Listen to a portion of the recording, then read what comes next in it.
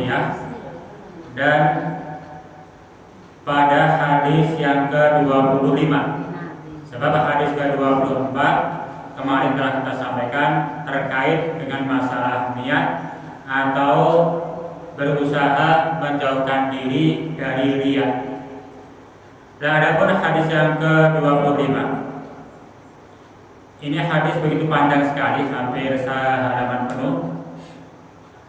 Hadis yang membicarakan tentang al-hadzu mukhalafatil hawa, yaitu hadis yang membicarakan tentang ajakan atau seruan untuk menyelisihi al-hawa atau hawa nafsu. Apa itu yang dinamakan al-hawa? Sebab kata-kata dalam bahasa Arab terkadang dua kata ini memiliki makna yang sama. Ada an-nafsu, ada al-hawa. Terkadang dua kata ini satu kata disebut mewakili kata yang lain. Akan tetapi ketika keduanya dicari yang lebih dalam, ada makna-makna yang lebih di antara satu dengan yang lain. Termasuk kata Islam dan iman. Ketika disebut kata Islam, maka Islam ini mencakup iman. Ketika disebut kata iman, iman ini mencakup Islam. Tapi kalau dipahami secara mendalam, masing-masing dari kata itu ada memiliki makna-makna yang khusus. Nah, tentang nafsu dan al-hawa, kalau nafsu ini sifatnya masih umum. Ada yang namanya nafsu yang baik, ada nafsu yang tercela atau hina. Maka nafsu lebih umum daripada al-hawa. Sebab apa? Kalau al-hawa ini adalah nafsu-nafsu yang ada pada diri seseorang yang dilandasi dengan kecintaan yang berlebih-lebihan dan jauh dari huda atau petunjuk Allah Subhanahu wa ta'ala. Sehingga ketika disebut al-hawa, ini tidak ada kecuali ajakan-ajakan jiwa menuju kepada kejelekan. Berbeda dengan nafsu. Kalau nafsu ajakan-ajakan pada diri manusia yang di sana bisa jadi baik, bisa jadi buruk. Maka ada nafsu yang baik, ada nafsu yang jelek. Nah, dalam hadis ini oleh mu'alif, oleh pengarang, itu diberikan satu judul menyelisihi al-hawa. Sebab al-hawa ini cenderung kepada perkara-perkara yang negatif, yaitu hawa nafsu. Dari perbedaan-perbedaan para ulama, yang jelas bahwa terkait dengan al-hawa ataupun an-nafsu, ini bukan berarti kita bunuh, bukan. Kita matikan nafsu kita, bukan. Tapi nafsu atau al-hawa ini diibaratkan seekor kuda. Ketika kuda ini dibiarkan liar, maka akan banyak membawa madorot. Kuda yang dibiarkan liar, dia lari ke sana kemari, menabrak ini dan itu, banyak kerusakan-kerusakannya. Itu namanya kuda yang dia diliarkan. Sehingga kuda ini akan bisa manfaat kalau ada yang mau mengendalikan.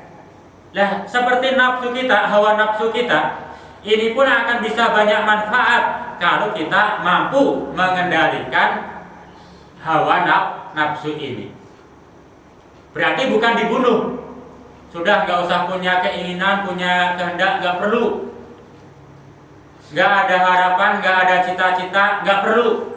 Ini artinya dia membunuh hawa nafsunya. Bukan ini yang dimaksud. Tapi hendaklah nafsu kita, hawa kita ini kita kendalikan. Keinginan-keinginan yang jelek itu kita ring secepat mungkin, dan keinginan-keinginan yang baik kalau perlu didorong supaya cepat menuju kepada yang baik. Ini artinya dikendalikan hawa nafsu kita. Walaupun secara umum dikatakan oleh para ulama, yang namanya nafsu memang ada yang baik, tapi tabiat nafsu secara aslinya, tabiat atau sifat nafsu secara aslinya ada tabiat yang paling ringan.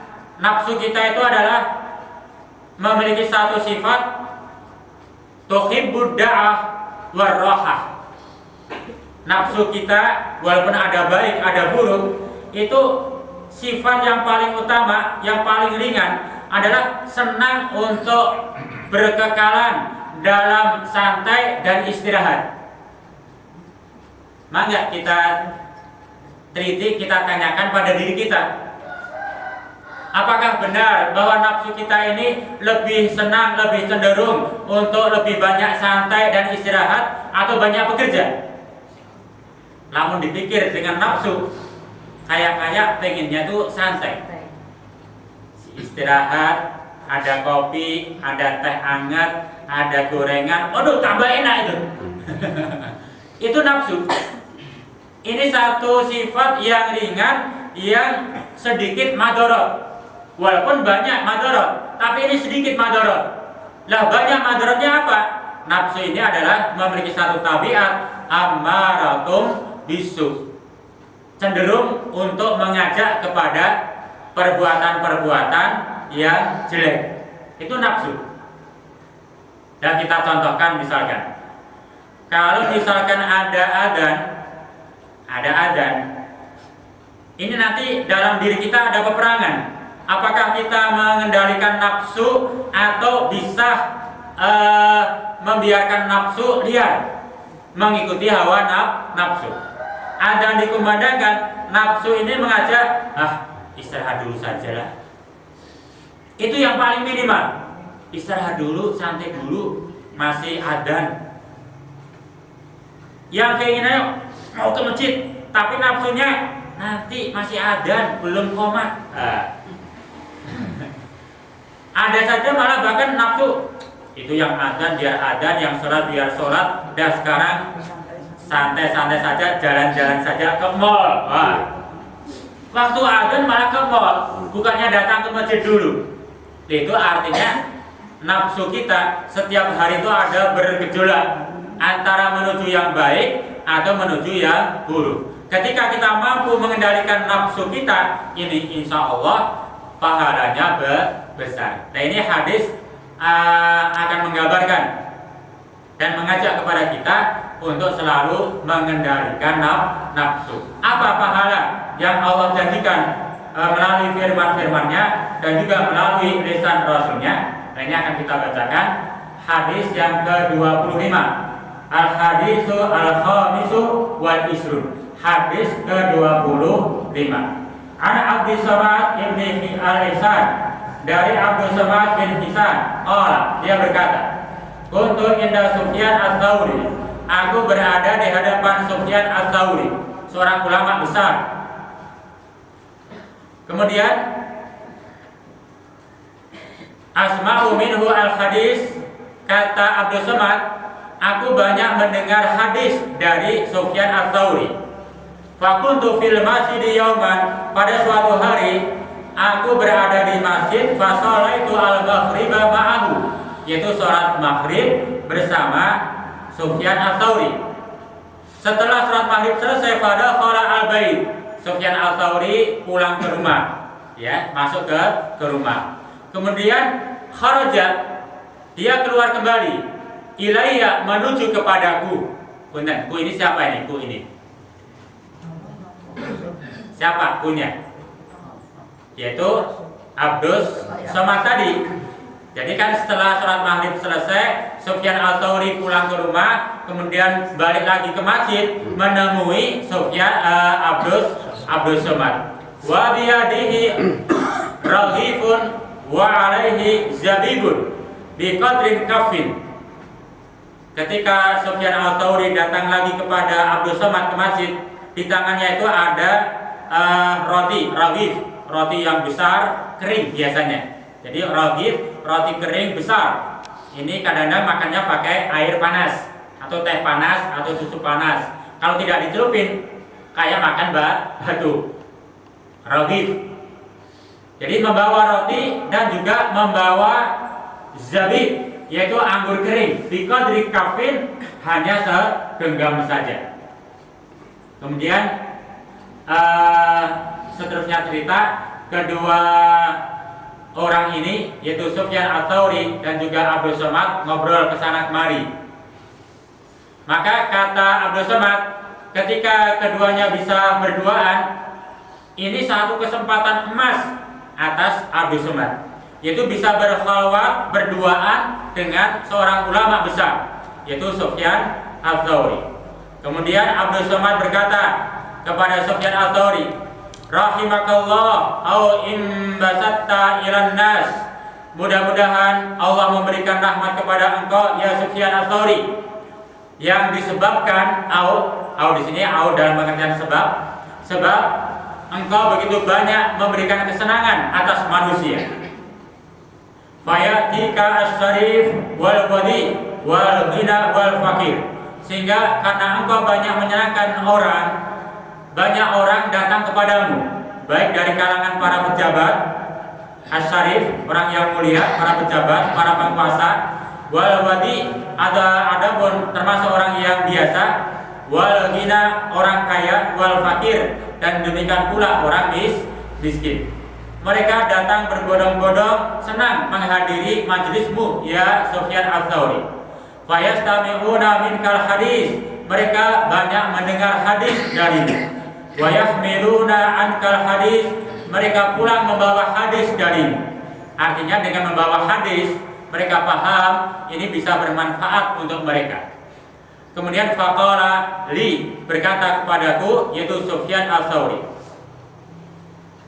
ayur rajul indaka mansur, wahai Abdul Somad, apa pandangan kamu tentang Mansur, seorang raja pada saat itu? Qala Abdul Somad menjawab, qultu imamun thiqah ma'mun, bahwa Mansur ini seorang imam, seorang pemimpin yang kokoh, yang kuat dan terpercaya. Qala fa'ir rajul indaka Ibrahim an-Nakhai, apa pandangan kamu tentang Ibrahim an-Nakhai, seorang ulama besar pada saat itu? Kemudian Abdul Somad menjawab, imamun min a'immatil muslimin, bahwa Ibrahim an-Nakhai seorang imam, seorang pemimpin dari pemimpin kalangan kaum muslimin, artinya seorang ulama. Kalau Ma'mun seorang umara yang dia terpercaya, kokoh di depan masyarakatnya. Sedangkan Ibrahim an-Nakhai yaitu seorang ulama yang terpercaya. Kemudian berkata lagi Sufyan Ats-Tsauri kepada Abdul Somad, apa pandangan kamu tentang Alqamah dan Abdullah bin Mas'ud? Kemudian Abdul Somad menjawab, min afadil ashabi Rasulillah sallallahu alaihi wasallam, bahwa Alqamah dan juga Abdullah bin Mas'ud ini adalah termasuk orang-orang yang mulia, orang-orang yang terhormat, dan dia termasuk sahabat Nabi.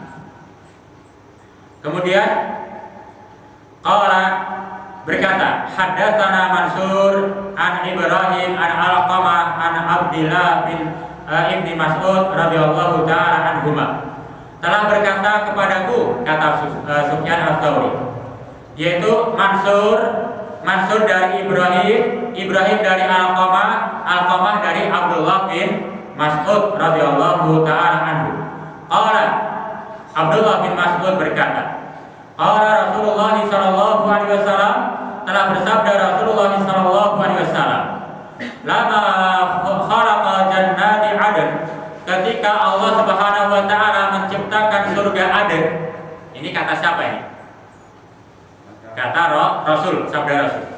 Ketika Allah Subhanahu wa taala menciptakan surga Aden, da'a Jibril alaihissalam, kemudian memanggil yaitu malaikat Jibril alaihissalam. Faqala lahu, kemudian Allah berkata kepada malaikat Jibril, intalik, tolehlah, fangdur ila ma khuliqa li ibadi wa auliyai, toleh dan lihatlah tentang apa yang telah diciptakan untuk hamba-hambaku dan para waliku. Allah perintahkan kepada malaikat Jibril agar melihat keadaan surga Aden. Qala, kemudian dikatakan oleh rawi, fahada Jibril alaihissalam, kemudian malaikat Jibril segera pergi, yatufu fi tilkal jannan, kemudian masuk ke dalam surga itu dan berkeliling di surga itu. Dari satu tempat ke tempat yang lain, dari satu ruangan ke ruangan yang lain, keliling semua, dikelilingi semua, dilihat semua. Ketika di satu tempat, fa'asraqat ilahi jariyah min huril in min ba'di tilkal kusur, di satu bangunan, kemudian melihat kepada malaikat Jibril. Siapa yang melihat? Al-jariyah, yaitu seorang pembantu. Ini pembantu tapi min huril in, dari bidadari. Ada seorang bidadari melihat kedatangan malaikat Jibril. Kemudian fatabasamat ila Jibril alaihissalam. Kemudian bidadari ini tersenyum yang ditujukan kepada malaikat Jibril. Fada'at janatu adl. Sekotong-kotong dengan bidadari itu tersenyum, kelihatan giginya. Surga Aden ini langsung terang benderang. Kenapa? Min dawi sanayaha, dengan sebab cemerlangnya gigi si bidadari tadi. Bidadari tadi. Dengan senyum sedikit saja, ini giginya langsung memberikan cahaya yang bisa memberikan cahaya untuk surga Aden. Semuanya bercahaya terang benderang. Maka ketika malaikat Jibril melihat ada cahaya yang terang sekali, fadunnu annahu min nuri rabbil izzati, disangkanya ini adalah cahaya Allah Subhanahu wa ta'ala. Maka karena dia malaikat Jibril menyangka ini cahaya Allah, nur rabbul izzati, maka malaikat Jibril langsung tersungkur atau menyungkurkan diri dalam keadaan sajidan, sujud di hadapan Allah Ta'ala. Melihat cahaya yang terang, oh ini Allah Ta'ala, langsung sujud kepada Allah Ta'ala. Kemudian ketika malaikat Jibril sujud, yang disangkanya adalah dia sedang menghadap Allah Ta'ala, yang sebetulnya bukan Allah. Itu bidadari surga, pelayannya surga di surga Aden. Kemudian sang bidadari menyeru, ya Aminullah, wahai Aminullah. Ini julukan malaikat Jibril. Ya Aminullah, irfa' ra'saka, bangunlah, angkat kepalamu. Fanadhara ilaiha, kemudian malaikat Jibril mengangkat kepalanya, melihat, oh ini bukan Allah, ini bidadari. Malaikat Jibril, seorang makhluk yang tidak punya hasrat saja, melihat keindahan, melihat kemolekan bidadari, sampai waduh, terkagum-kagum itu. Itu malaikat Jibril. Punten, lamun Pak Partang dia, waduh. Puyang dah. Malaikat Jibril makhluk yang enggak punya hasrat, melihat bidadari surga, terkagum-kagum sampai merobohkan diri. Ketika melihat, kagum sekali. Kemudian berkata lagi sang bidadari kepada malaikat Jibril, ya Aminullah, wahai Aminullah, yaitu malaikat Jibril, atadri liman khuliqtu, tahukah engkau aku ini diciptakan untuk siapa? Coba yang ditanya Pak Parta, untuk saya. Boleh pikir-pikir ya. Ini malaikat Jibril yang ditanya, ya Aminullah, untuk siapa aku diciptakan? Qala, malaikat Jibril menjawab, la, saya nggak tahu untuk siapa ini. Ini satu makhluk yang begitu molek, begitu indah, dan sangat diharap-harapkan untuk semua manusia. Itu yang namanya bidadari ini. Ketika bidadari berkata kepada malaikat Jibril, untuk siapa aku diciptakan? Malaikat Jibril tidak tahu. Lah, saya nggak tahu. Untuk siapa engkau, wahai bidadari, diciptakan? Qalat, kemudian bidadari menjawab sendiri, berkata, Innallaha ta'ala, sesungguhnya Allah Ta'ala, khalaqa khalaqani liman athara ridallah ala hawa nafsihi. Sesungguhnya Allah Ta'ala menciptakan aku, kata bidadari, ini untuk orang-orang yang lebih mendahulukan, lebih mengedepankan ridha Allah atas hawa nafsunya. Ini kira-kira kita termasuk tidak ini? Orang-orang yang lebih mengedepankan ridha Allah daripada hawa nafsunya. Coba kita lihat, kalau misalkan ada pimpinan kita, misalkan presiden mengundang nanti jam 9 datang, ada hadiah, ada acara, ada hadiah. Presiden ngundang kita, kira-kira itu kalau kita mencari ridho presiden, maka datangnya jam berapa? Iya, sebelumnya. Undangan jam 9. Iya. Setelah jam 8. Lebih cepat. Kenapa? Mencari ridho pemimpin. Tapi kalau kita menuruti hawa nafsu, diundang presiden jam 9, jam 9 masih main-main sama tetangga, masih main-main sama istri, sama anak, bahkan main-main jalan-jalan yang tidak karuan.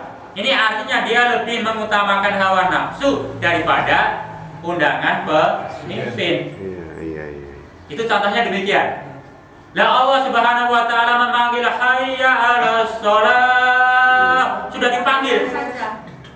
Kemal sajalah. Ini artinya dia lebih mengikuti hawa nafsu daripada mengedepankan ridho Allah Subhanahu wa ta'ala.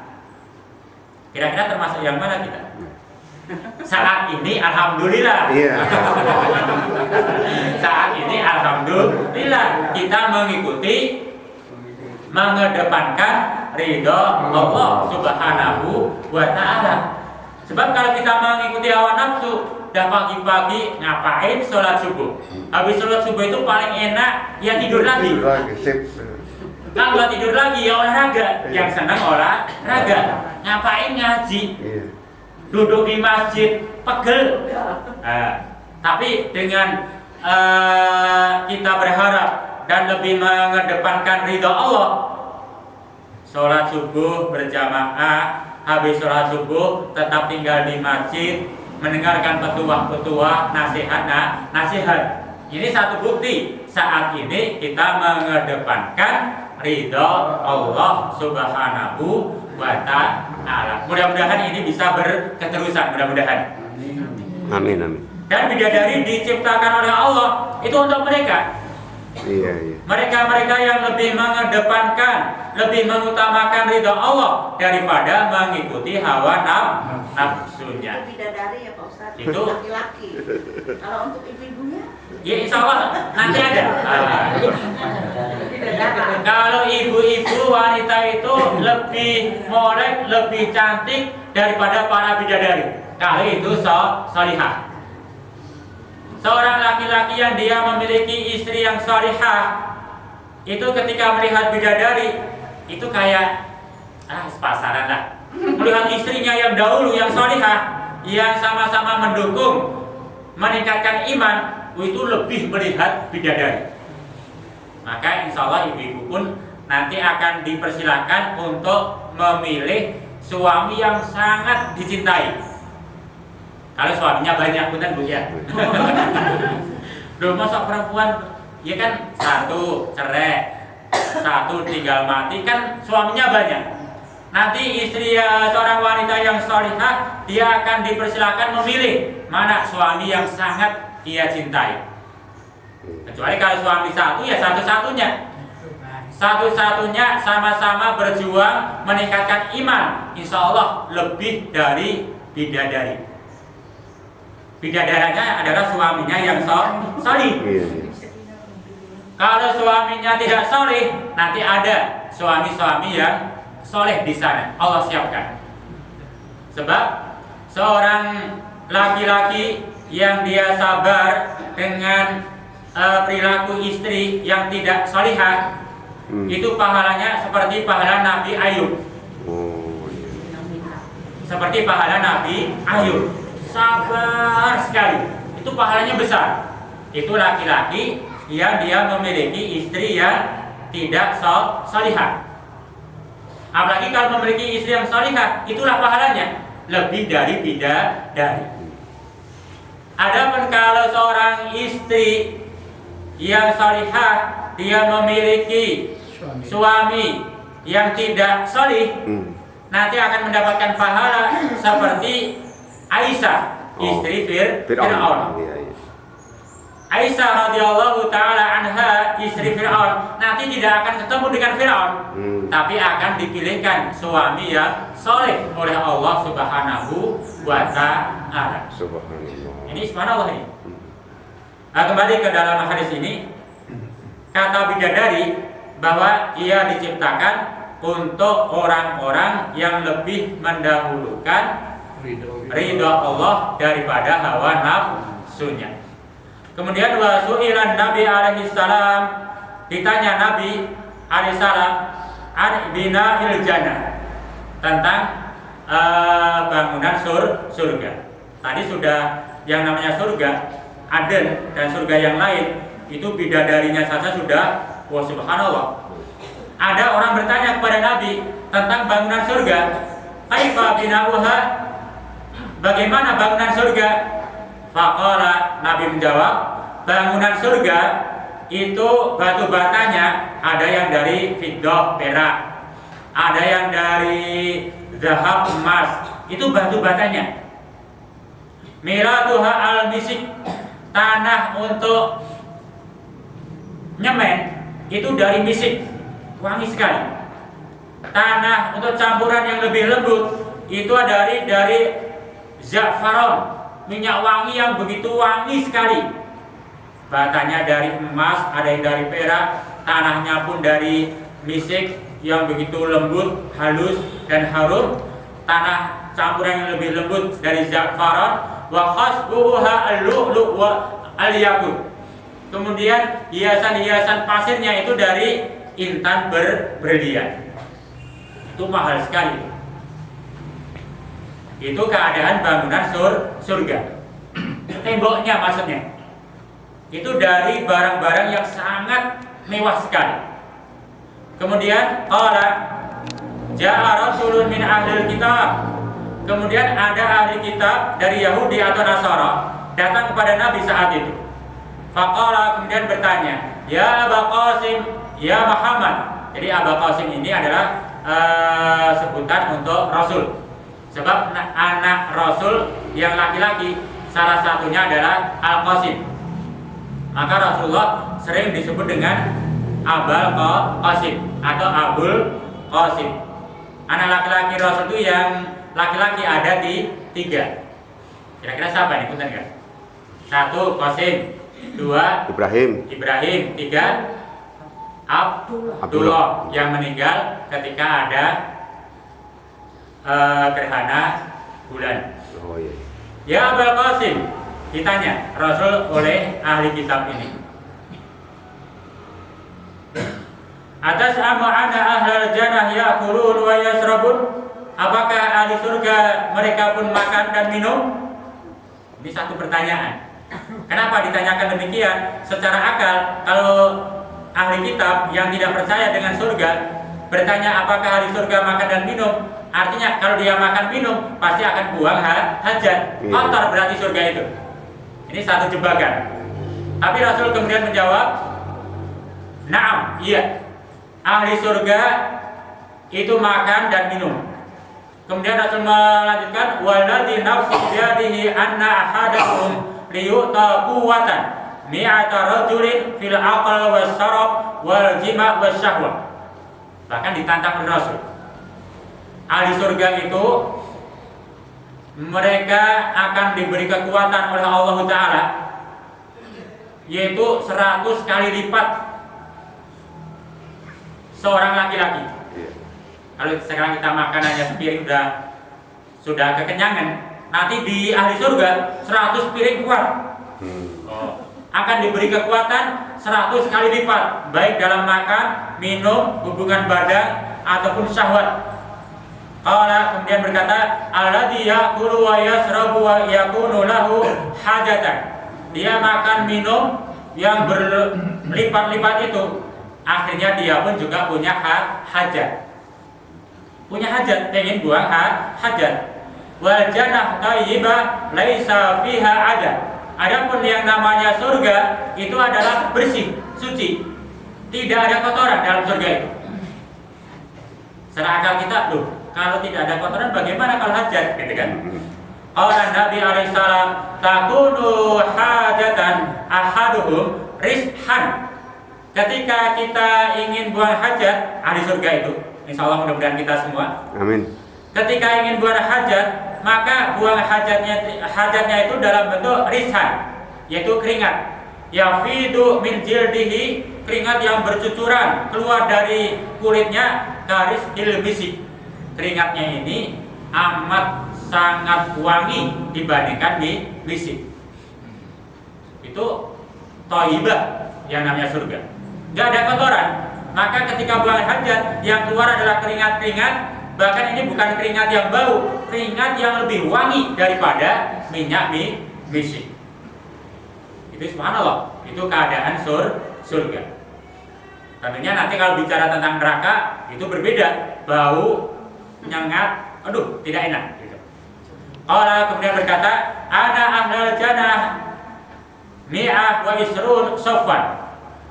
Di surga itu, penduduk surga itu ada 120 sof.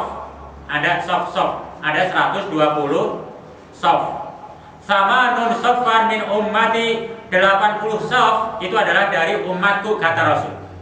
Wa arba'un sofwan min sa'iril umam, sedangkan 40 sof yang di belakang, yang lain itu adalah umat-umat terdahulu. Ada berapa? 120 sof. 80 sof adalah umat Rasul, 40 sof umat yang terdahulu. Dan dikatakan panjangnya sof dari ujung ke ujung adalah minal masriqi ilal maghribi. Itu panjangnya sof. Dari timur sampai barat. Itu panjangnya sof ini. Lah lebarnya seberapa? Lebarnya sof, kata Rasul, adalah selebar dunia ini. Jadi panjangnya dari timur, dari ujung timur sampai barat, lebarnya selebar bumi. Itu baru satu sof. Nanti ada 120 sof. Itu luasnya surga. Kita bisa bayangkan, besar sekali gitu. Kemudian dilanjutkan oleh Rasulullah,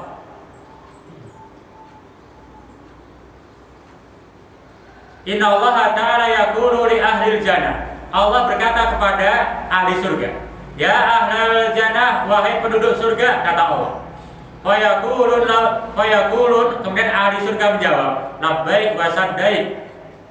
Naam ya Allah. Ada apa ya Allah? Fayaqulullah, kemudian Allah berfirman, hal raditum, apakah kalian ridho dengan apa yang aku berikan ini? Itu ahli surga itu bidadari ada, luas tanahnya begitu, bangunnya begitu, udah banyak sekali kenikmatan surga. Allah bertanya, apakah engkau ridho dengan apa yang aku berikan ini? Fayaqulun, kemudian mereka ahli surga menjawab, wa ma lana la tardha, mana mungkin kami tidak ridho ya Allah. Wa qad a'taitana ma lam tu'ta ahadan min khalqika, di mana engkau telah memberikan kepada kami sesuatu yang tidak pernah diberikan oleh seorang pun dari makhlukmu. Kira-kira ada yang memberikan rumah walaupun sepetak dari emas? Ada nggak? Nggak ada. Ini Allah berikan rumah bahannya saja dari emas. Nggak ada. Gitu. Kenapa nggak ridho ya Allah? Ini pemberian yang begitu hebat sekali. Tapi fayaqulullah Ta'ala, Allah bertanya kepada ahli surga itu, ana u'tikum afdhala min dzalik, aku akan berikan kepada kalian yang lebih bagus dari itu. Rumahnya saja dari emas, semua dari zafaran, dari misik, udah luasnya saja sudah demikian luas. Tapi Allah nawarkan ada sesuatu yang lebih bagus dari itu. Kira-kira ada nggak, Bu?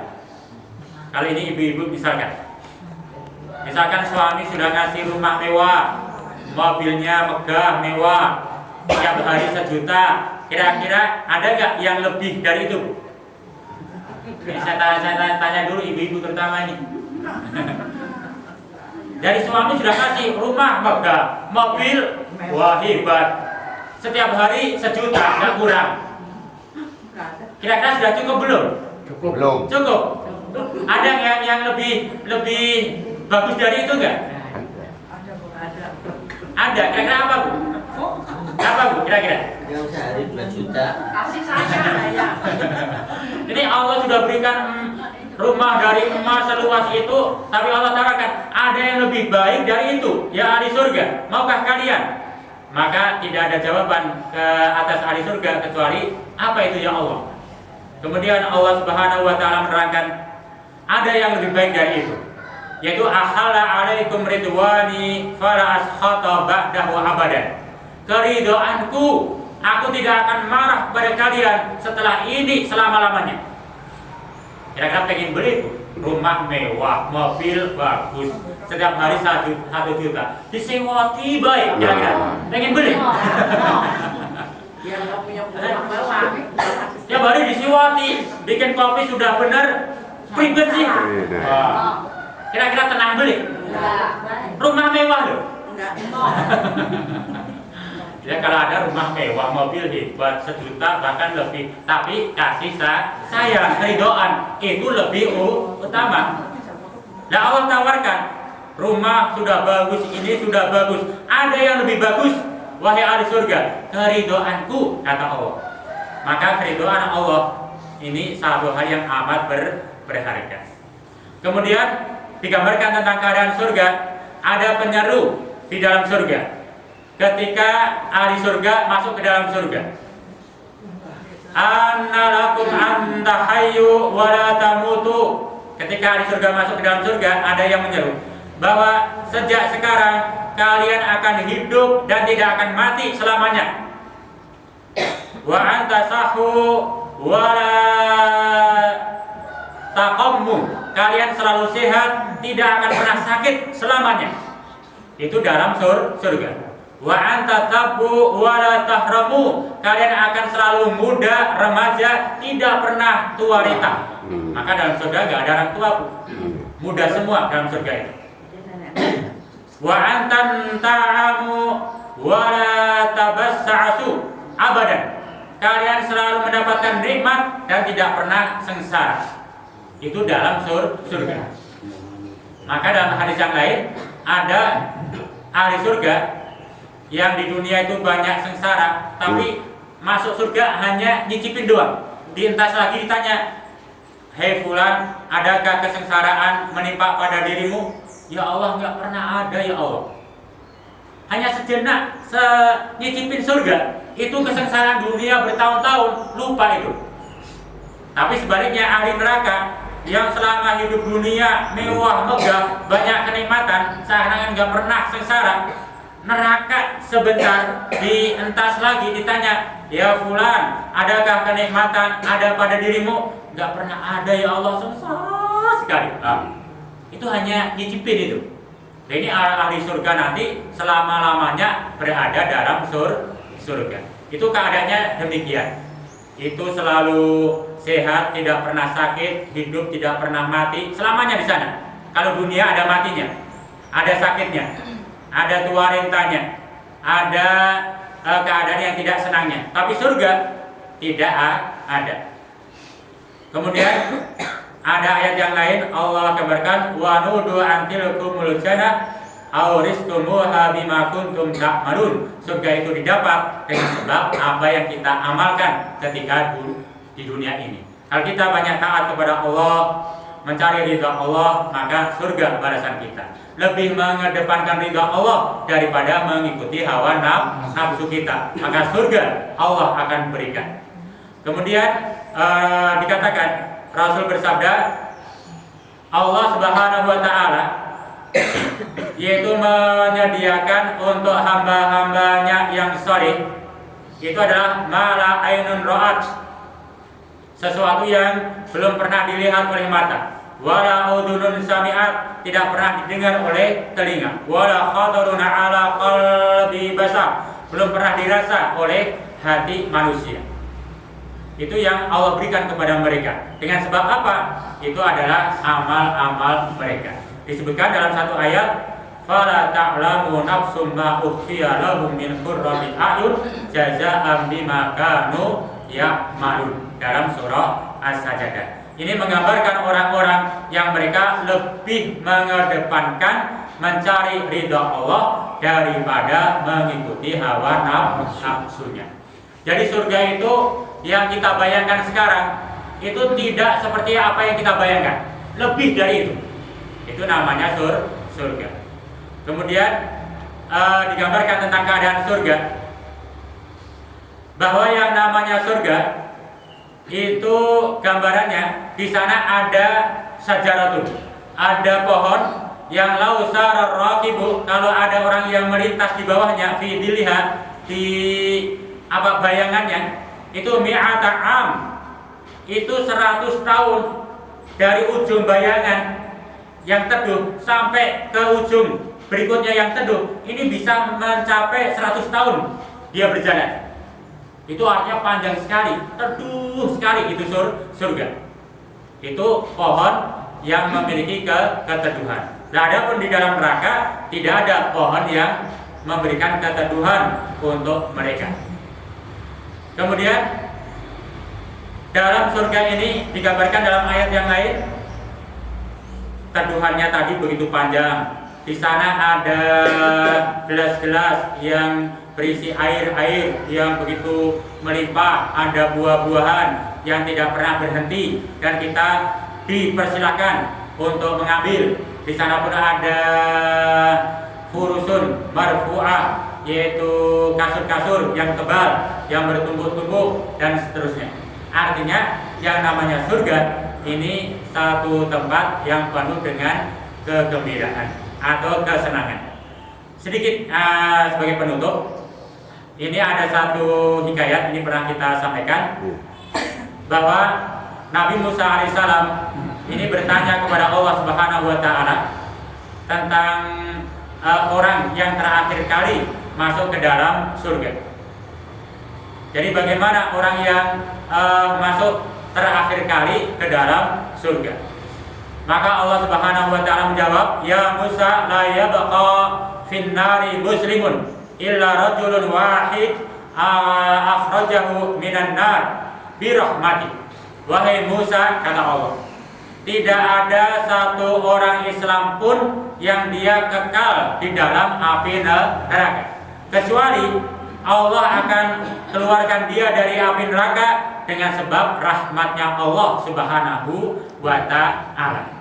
Jadi semua orang Islam insya Allah masuk surga. Amin. Ada yang langsung masuk surga, tapi ada yang mampir dulu ke dalam neraka. Ada mampirnya hanya mampir sebentar, ada yang sedengan, ada yang paling terakhir paling lama. Nah kalau yang terakhir sudah Allah ambil, yaqifu ala babil jannah, orang terakhir itu dia berdiri di pinggiran surga, kemudian dia melihat surga. Mana ini tempatnya nih? Seakan-akan sudah habis. Kemudian dia berkata, masuklah engkau ke dalam surga. Masuk oleh Allah Ta'ala. Dia masih bingung, gak ada tempat di Allah, semuanya penuh oleh ahli jannah. Kemudian dia pun dipersilakan untuk masuk ke dalam surga. Terus, ya Allah, gak ada tempat di Allah. Ini belum masuk, masih ada di pinggiran surga. Belum gak ada tempat di Allah, semuanya sudah penuh, semua ditempati orang. Kemudian Allah bertanya kepada orang terakhir ini, bagaimana kalau misalkan aku berikan engkau, yaitu tanah dalam surga seluas 2 kerajaan dunia yang besar. Apakah engkau ridho? Engkau terima? Ya Allah, pasti aku terima ya Allah, daripada balik neraka ya Allah. Walaupun hanya seluas 2 negara, dia mau. Itu Allah tawarkan kepadanya. Kemudian singkat cerita, kalau demikian, kalau engkau ridho dengan 2 negara dalam dunia untuk luas nanti di surga, silakan engkau masuk ke dalam surga dan aku beri engkau 4 kerajaan terbesar di dunia. Silakan masuk ke dalam surga. Akhirnya dia masuk ke dalam surga, mendapatkan tanah dan bangunan seluas yaitu 4 negara besar di dunia ini. Ini digambarkan dalam satu penjelasan yaitu Khorasan, Irak, Syam dan Khorasan, Irak, Yaman dan Syam. Ini kerajaan besar itu pada saat itu. Dia mendapatkan 4 kerajaan besar seluas itu di dalam surga. Ini adalah orang yang terakhir kali. Ini orang yang terakhir kali. Kalau ditanyakan oleh Musa kepada Allah, ya Allah, bagaimana orang-orang yang terdahulu? Jangan ditanya mereka. Yang terakhir kali saja mendapatkan bagian surga seluas 4 negara besar, apalagi yang terdahulunya, apalagi yang paling awal. Ini tak terhingga, tidak bisa dibayangkan oleh pendengaran, tidak bisa dibayangkan oleh penglihatan ataupun perasaan. Lebih dari itu adalah keadaan surga, yang mana surga dengan segala isi kenikmatan-kenikmatannya ini Allah peruntukkan untuk mereka yang selalu berusaha menahan diri, mengendalikan hawa nafsunya dalam rangka untuk mencari ridho Allah Subhanahu wa Ta'ala. Mudah-mudahan kita termasuk di dalamnya. Amin ya rabbal alamin. Demikian yang bisa kita sampaikan. Mudah-mudahan Allah memberikan kepahaman dan manfaat kepada kita semua. Kurang dan lebihnya mohon maaf. Aku lupa lihada. Astagfirullahaladzim. Assalamualaikum warahmatullahi wabarakatuh. Mungkin ada pertanyaan, Mangga?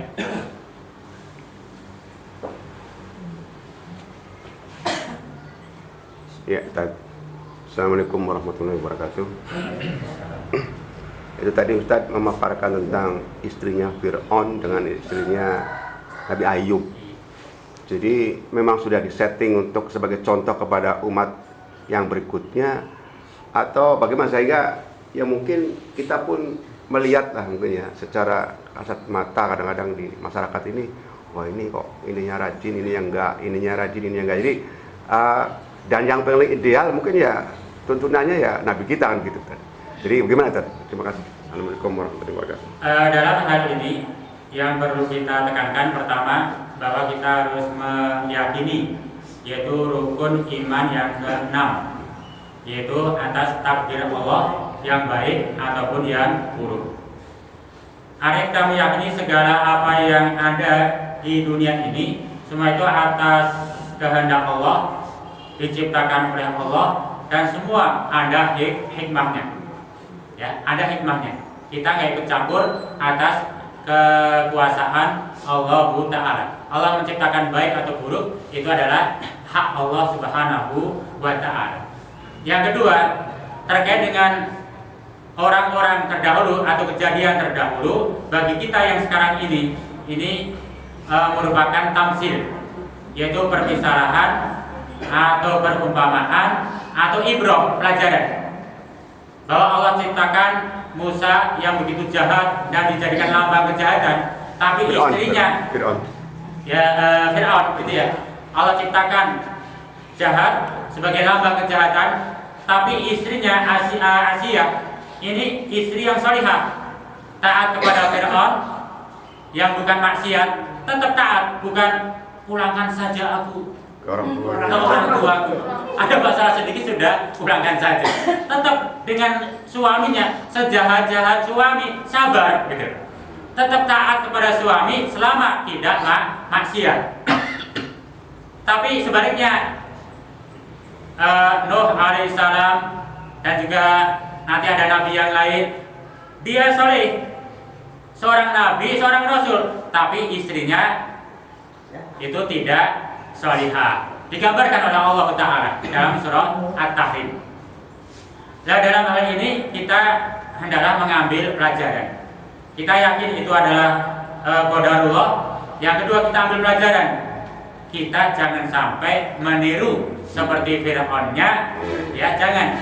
Ketika melihat Fir'aunnya, jangan ditiru Fir'aunnya, tapi ditiru yaitu istrinya yang salihah. Ketika melihat Nabi Nuh, jangan melihat istrinya, tapi lihat yaitu Nuh alaihi salamnya. Sebab istri Nuh alaihi salam ini adalah termasuk ahli neraka. Na'udzubillah. Itu Mas. Memang itu pelajaran atau ibrah yang Allah berikan kepada kita. Itu dalam surah At-Tahrim ayat-ayat yang terakhir. Assalamualaikum warahmatullahi wabarakatuh. Salam. Dikatakan tadi bahwa di surga itu ada 120 sab ya. Ada 80 sama 40. Namun Muhammad ini yang 80 itu letak di belakang atau di depan. Itu yang pertama. Yang kedua, bahwa seseorang laki-laki yang masuk surga itu akan berubah tidak, baik wajahnya maupun bentuk tubuhnya.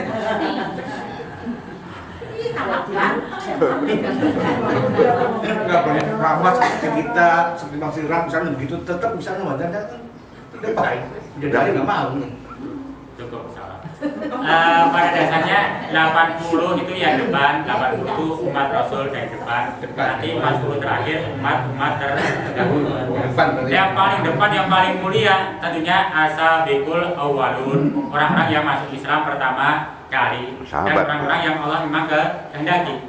Semakin di depan, istilah kapling jalan ini kita di pinggir jalan gitu ya.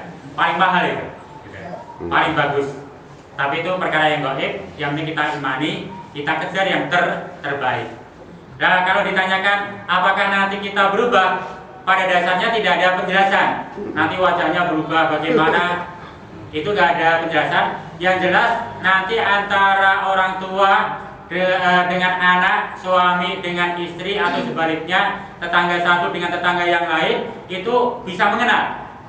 Wah, ini Pak Partai, tambah ganteng nih. Tahu? Yang jelas berubah. Berubahnya tidak ada yang tua. Iya. Semuanya itu adalah sabab pemuda semua. Masih gagah-gagahnya semua. Jadi nggak ada yang reok, bener nggak? Semuanya jadi pemuda semua selama-lamanya. Nggak ada uban, Nggak ada uban. Jangan dirisaukan uban, udah. Nanti akan keluar semua, udah. Bahkan nanti ahli surga itu bisa melihat tetangganya yang masuk neraka, tahu. Yang di neraka melihat tetangganya, oh ini kok masuk surga, tahu. Nanti digambarkan dalam ayat, ahli surga akan bertanya, loh kenapa engkau masuk ke dalam neraka? Oh, karena dulu saya begini, lebih banyak mengikuti hawa nafsu daripada datang memenuhi panggilan Allah. Itu akan saling bertanya, Allah izinkan itu.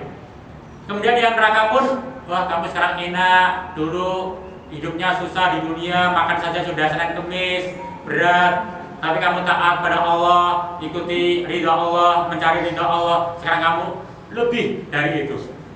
Dia iri. Jadi yang ahli neraka iri dengan keadaan ahli surga. Yang di surga jawabnya sambil tiduran di kasur yang empuk, di depannya ada anggur. Iya. Nikmat. Nggak usah dijawab, sudah kayak sudah ahli neraka iri sekali. Nah itu bisa terjadi. Ahli surga akan berubah lebih baik, lebih muda, insya Allah lebih tampan. Yang jelas banyak dikangenin, bidadari saja kangen gitu.